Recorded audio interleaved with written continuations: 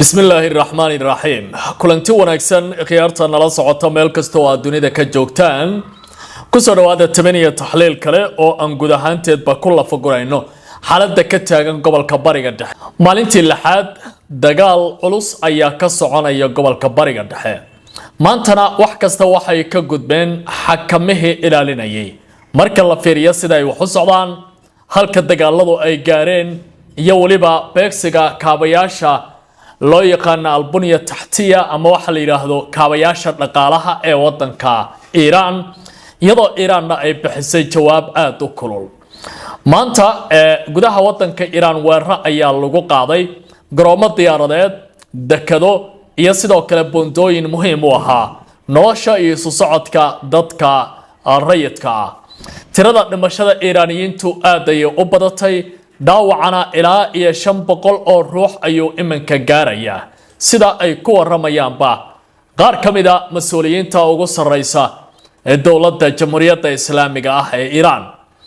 Qalibaf iyo waliba Abbas Araghchi waxa loo arkayaa hadda inay yihiin bartilmaameed iyadoo dhinaca gudaha wadanka Iranna dhaleecayn xoog leh ay ka bilaabato arrinta la xiriirta ciidamada ilaalada kacaanka ee Jamhuuriyadda Islaamiga ah ee Iran maanta bad iyo bari iyo saldhig ciidan wax ay reebeen ma jiraan dawlado fara badan ayaa la weeraray dhinaca Qatar maanta dagaaladii ugu cuslaa iyo duqeyntii ugu xooganayd ayaa lagu qaaday saldhigga Al-Udeyd la yiraahdo oo ciidamada dalka Mareykanku ay degan yihiin gudaha wadanka Syria saldhig Mareykanku uu ku leeyahay ayaa lagu weeraray Bahrain iyo sidoo kale wadanka Kuwait iyo Jordan intaba xaaladoodu ma sahlanayn marka dhaqaaqyadu waa culus yihiin ayaa la leeyahay dhinaca Iraq xitaa weerar culus ayaa ka soconaya gobolka la yiraahdo Kurdistan oo kooxo kala duwan oo Kurdiyiina oo Iiraaniyiina ay degan yihiin marka ciidamada dagaalka wadanka Iran aad ay isku abaabulayaan iyana taxliil kan ayaan ku fiiri doonaa khiyaarta ay nala socotay inta waxa raaci doona dawladda Ingiriiska oo af labadii dhawaaqday kuna tilmaantay ciidamada ilaalada kacaanka Jamhuuriyadda Islaamiga in ay sameynayaan dhaqdhaqaaqyo xoog leh oo ay ku basaasayaan wadankaasi Shiinaha laba far ayuu maanta taagay waxa uu leeyahay gobolka Bariga Dhexe ama waa inuu noqdaa goob lagu hardamo colaadaha u diyaarsan ama waa in nabad la qaato adduunka uma sii afduubnaan karo hal dawlad oo kaliya haddaba Beijing ma waxay ku socotaa Trump iyo dawladda Mareykanka qodobadaas ayaan khiyaaray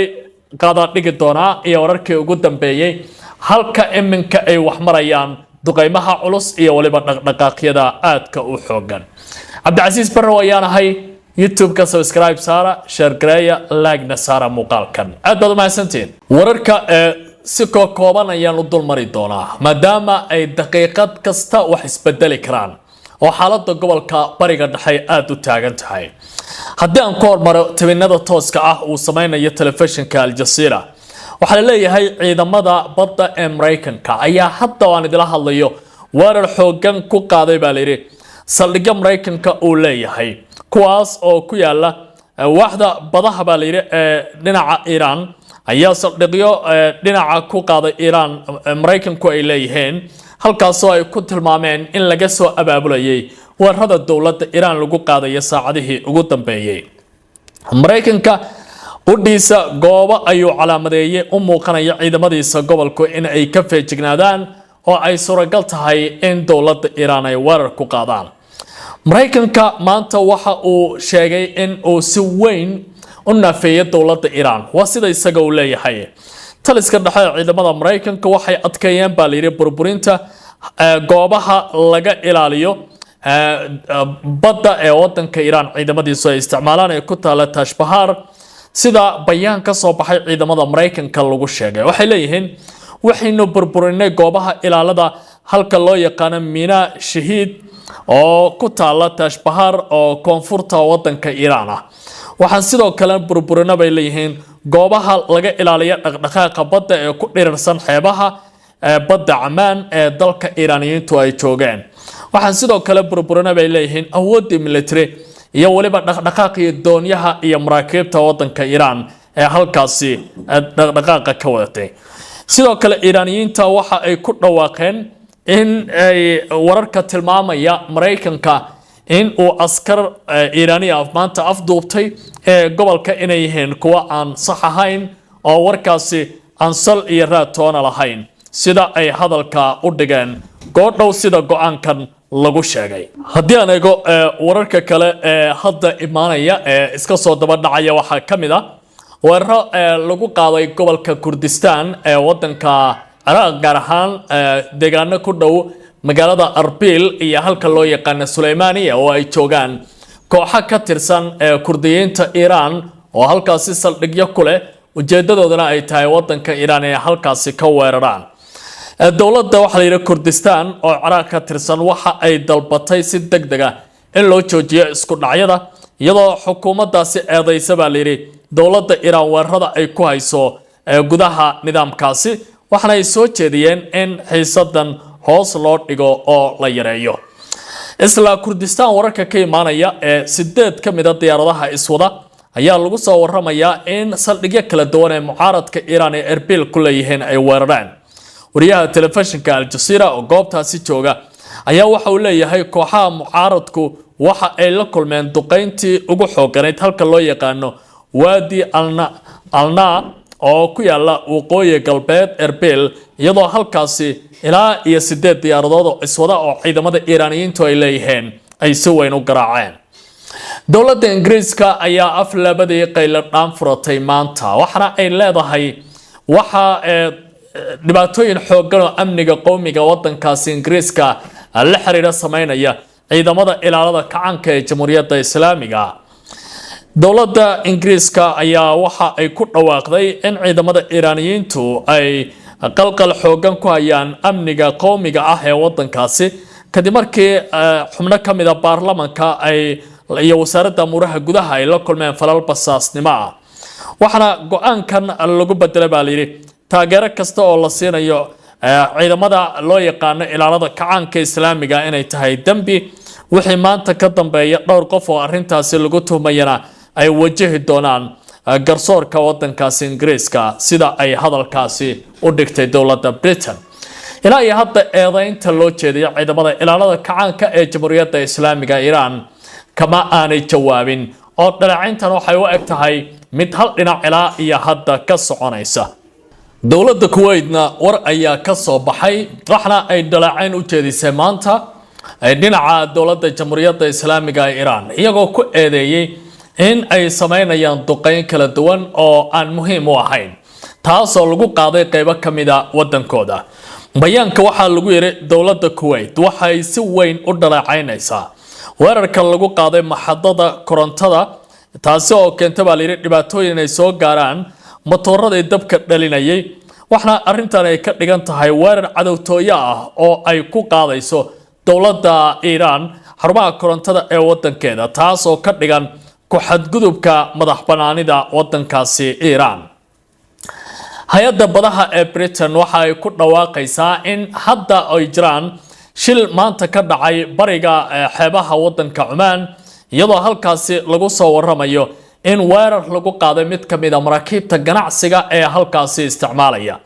ciidamada wadanka Iiraan maanta waxba ma reebanayaan markaad dhinac kasta ka fiiriso oo wadamo fara badan oo carbeedna weeraro ay la kulmeen duqeynta cirka ay isku sii shareeraysa dhinacyo kala duwanna waa ay dhibaateynayaan. marka la fiiriyo hadda markab ganacsi ayaa lagu weeraray bariga halka loo yaqaan Oman waxana markabkaasi la sheegay in uu waday shaxnado shidaal ah iyadoo dhibaatooyin xooggan laga soo sheegay in halkaasi ay ka soo gaareen markabkaasi. Kurdistan hadda weerar kale ayaa ka dhacay hase haatee aan eego markan wadanka Qatar iyo waliba wararka ka imaanaya taliska ciidamada ilaalada kacaanka ee Jamhuuriyadda Islaamiga Iiraan waxa ay ku dhawaaqeen in ay weerar ku qaadeen saldhigga Al Udeyd la yiraahdo ee ku yaala wadanka Qatar. saldhiggaasi waxa lagu soo waramayaa in ciidamada Iiraaniyiintu ay si la yaab leh halkaasi u garaaceen iyadoo saldhiggaasi ay degan yihiin ciidamada dalka Mareykanka sida ay tilmaameen. isla sidoo kale saldhigga la yiraahdo Al Tanfi ee ku yaala gudaha wadanka Syria oo Mareykanku ay isticmaalaan ayaa ciidamada Iiraaniyiintu waxa ay ku dhawaaqeen sidoo kale maanta in ay aad u garaaceen dowladda Syria military oo ka tirsan waa ay diiday arrintaasi in saldhigga Netfil la garaacay ee ku yaala koonfurta fog koonfur bari halka fog baa lii gobolka Hims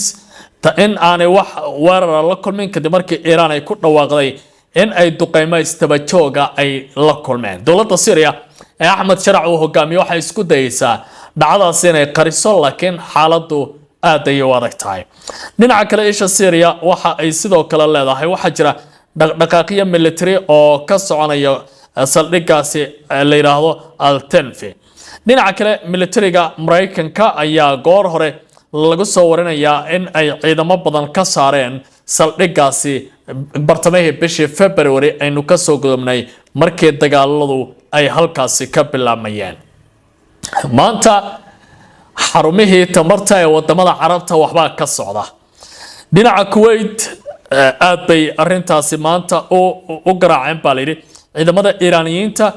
goobaha korontada iyo waliba halka biyaha macaan lagu sifeeyo maxadada ugu xoogan baa layidhi in ay maanta la kulmeen duqeyn aad u xoogan oo ciidamada Iiraaniyiintu ay ku dhaqaaqeen dhinaca Iiraan haddii aan soo eegana waxa la leeyahay qof dumara iyo waliba caruur ayaa ku dhintay weerar Mareykanku ay ka geysteen koonfurta wadanka Iiraan wakaalada wararka ee Tasniim ayaa ku waramaysa dhimashada haweeney iyo caruur yar kadib markii Mareykanku ay weerar ku qaadeen magaalada loo yaqaano Bandar Abbas ee ku taala koonfurta wadanka Lebanon kadib markii duqeymaha Mareykanku ay noqdeen kuwo aad u xoogan oo ciidamada CENTCOM ay bilaabeen inay aad u xoojiyaan dhinaca kale wakaaladu waxay tilmaamaysaa in weerarada Mareykanku intii ay socdeen qiyaasaadka dhimashadu ay gaareen gudaha wadanka Iiraan 38 qof halka dhaawacana 400 qof uu kor u dhaafay iyadoo lagu tarayay baa layiri 3 dhimasho ah oo goor dhaweyd dhacday ilaa iyo 18 sanana ilaa iyo 18 jirana goor dhaweyd la dhaawacay oo geeriyooda aan ilaade halka qof 22 sano jirana lagu soo waramayo in dhimashadiisu ay soo gaartay